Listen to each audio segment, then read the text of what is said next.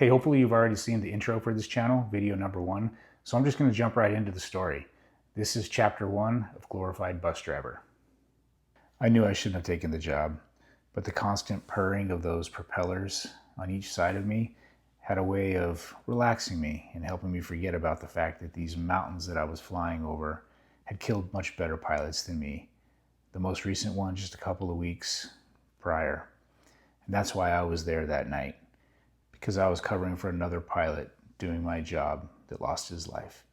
And it got real as soon as the purring of those propellers changed and the engine started to vibrate and the whole fuselage started to shake. I looked at my instruments, unsure what was happening. I felt like I should be doing something, pushing or pulling. I turned around to look behind me. I expected to see holes ripping through the fuselage, but all I saw were empty cargo nets. Sitting up straight and peeking through the little slit in the windscreen, I couldn't even see the mountains below me. All I could see was the moonlight. Squeezing the control yoke through thick gloves, I'm staring at the airspeed needle, watching it slow, and then I knew this was the type of icy beating that I've read about in crash investigations.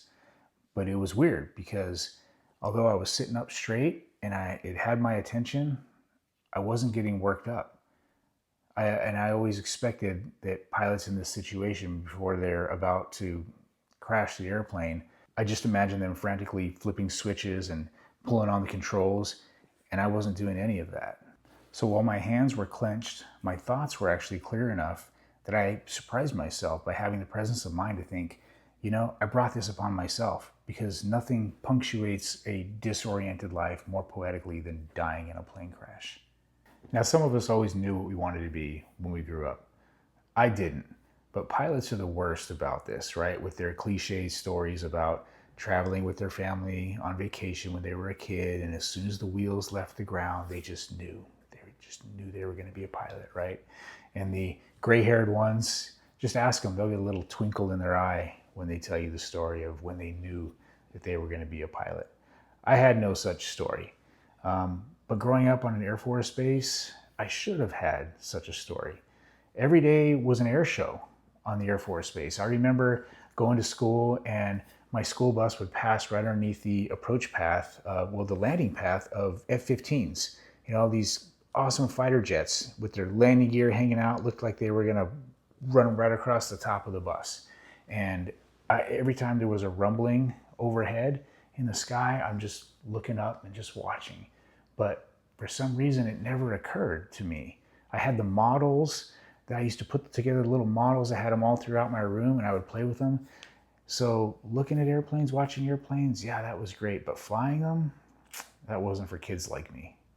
Now, my family couldn't afford airline tickets for us to fly to Disney World, but we did go, but it was flying standby in the back of a military cargo jet.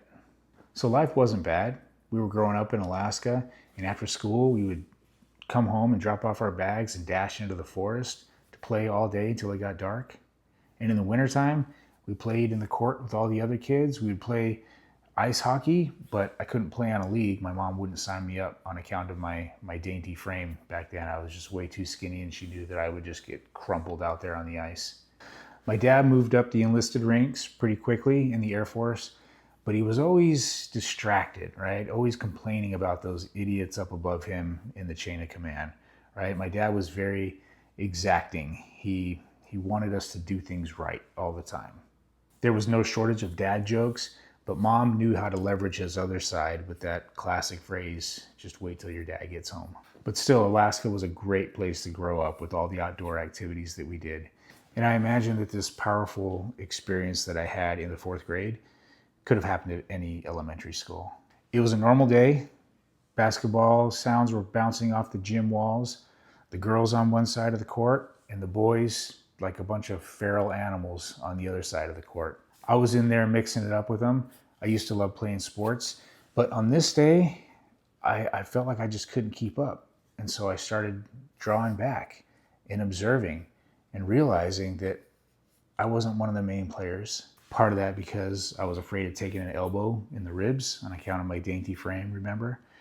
But still, I just knew that I was a little different. I was never going to be one of the playmakers. And that's when I realized that I felt like I was just going to be sitting on the bench for life. And from that moment, I became almost obsessed with watching people, trying to understand why some people were successful and why other people were like me. I really lost interest in school. And when you're young, your self-esteem is based on your report cards or how well you do in sports.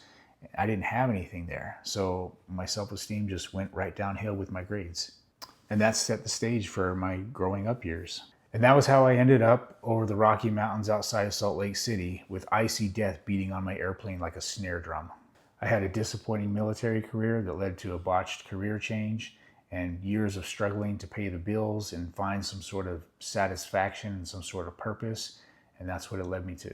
I knew I was outpacing my piloting experience, but I didn't want to have another lean Christmas with the local fire department coming over to give presents and winter clothes to my kids.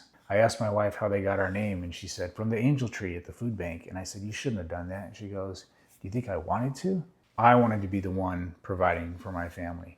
And so when I had this opportunity to take this seasonal job in Salt Lake City, I was getting a company apartment down there during the week, and they were sending me home on the weekends. I was like, yeah, I got to take it. This was 2016, and $200 a day was like a lifeline that we desperately needed. At first, I was flying the routes west of Salt Lake City, and the learning curve was steep, but it was manageable, and I had to get used to the idea of risking my life so that this person that ordered this video game controller or this t-shirt or whatever it was could have it the next day because they just needed it that bad.